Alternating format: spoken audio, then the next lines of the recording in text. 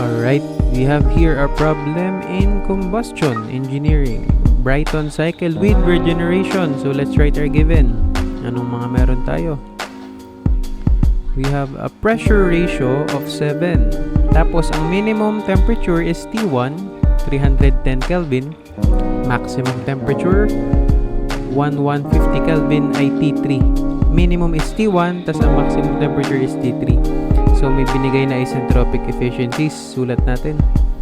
Sa compressor at saka sa turbine, 75 at 82%. Tapos may effectiveness ng regenerator kasi nga may regeneration yung cycle natin.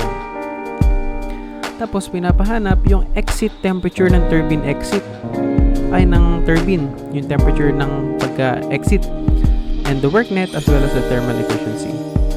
So let's solve. Para madali nating ma-visualize kung saan natin nuhugutin yung mga formulas natin later, let's draw our temperature entropy diagram or the TS diagram. So for a Brayton cycle, ganito lang yun. Then may regeneration tayo.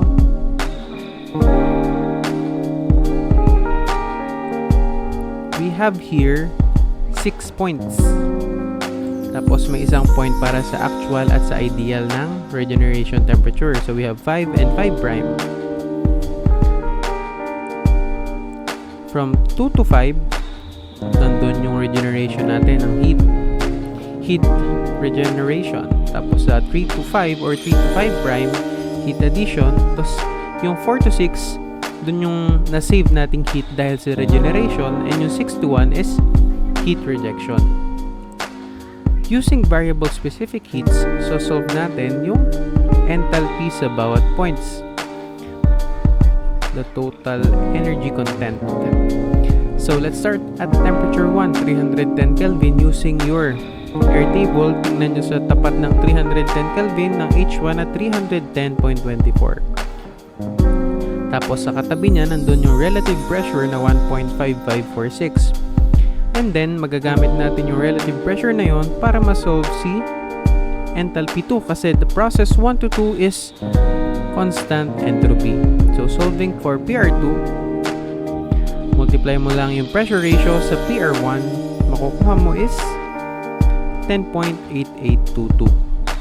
Now that we've got the relative pressure at point 2, by interpolation, hanap ka ng value sa air table na paggigitnaan yung 10.8822.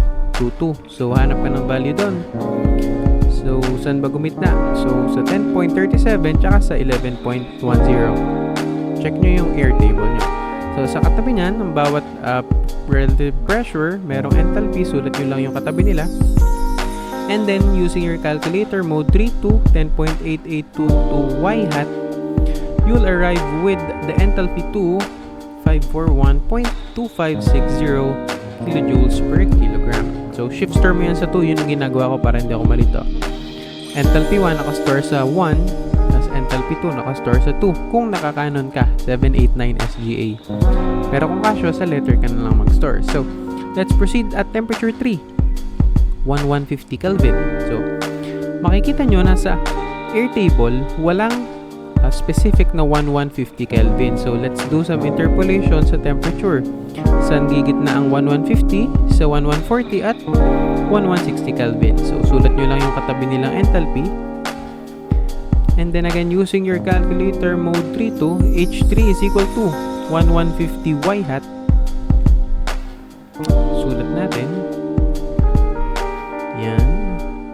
Pindutin nyo yan sa calcu. After inputting your values, you'll get 1219.245. Pero mapapansin nyo na si 1140 at si 1160, literal na pinaggitnaan si 1150. So, pwede natin gawin H3 is equal to enthalpy sa 1140 plus enthalpy sa 1160 divide 2. Ganun lang din yung makukuha yung sagot. Again, applicable lang yan kasi gitna. Alam natin yung intervals nila. And then, kunin din natin yung relative pressure sa point 3. So, si 1140 at 1160 may katabi ang relative pressure. Sulat nyo sa tabi nila. 193.1 at 207.2. Again, using your calculator, 150 y hat para makuha si relative pressure at point 3. Makukuha natin 200.15.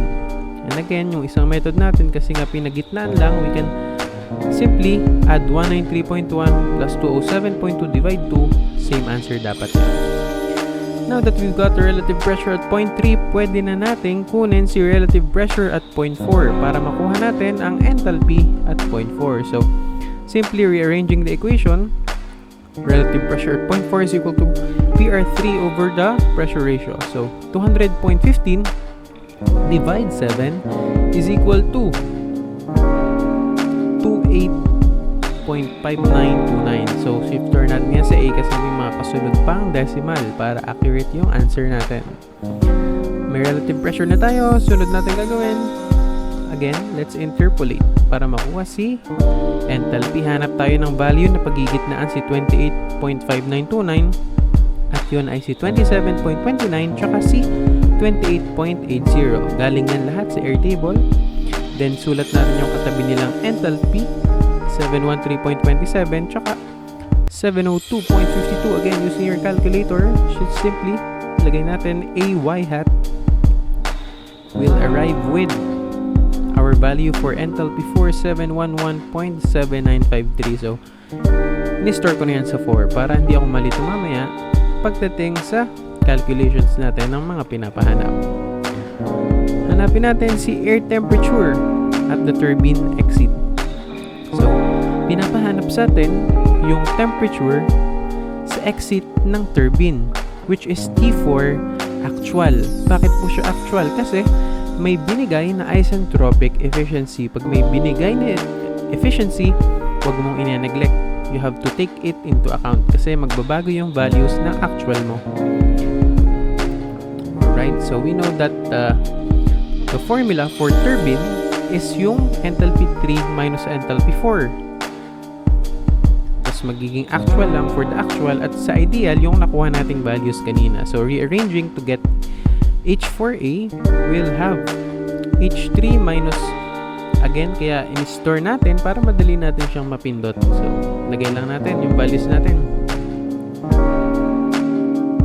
Makukuha natin si H4A or our actual enthalpy sa turbine exit. So 803.1363. So now that we've got the actual enthalpy at the turbine exit, makukuha na natin yung temperature by interpolation. Ang mangyayari ngayon, sa X natin is si enthalpy at sa Y naman si temperature. Binaliktad natin. So hanap tayo ng value sa enthalpy na pagigitnaan si 803. So nandun si 800.03 at 821.95. Sulat nyo yung katabi nilang temperature. Makukuha mo na si T4A, which is a y hat.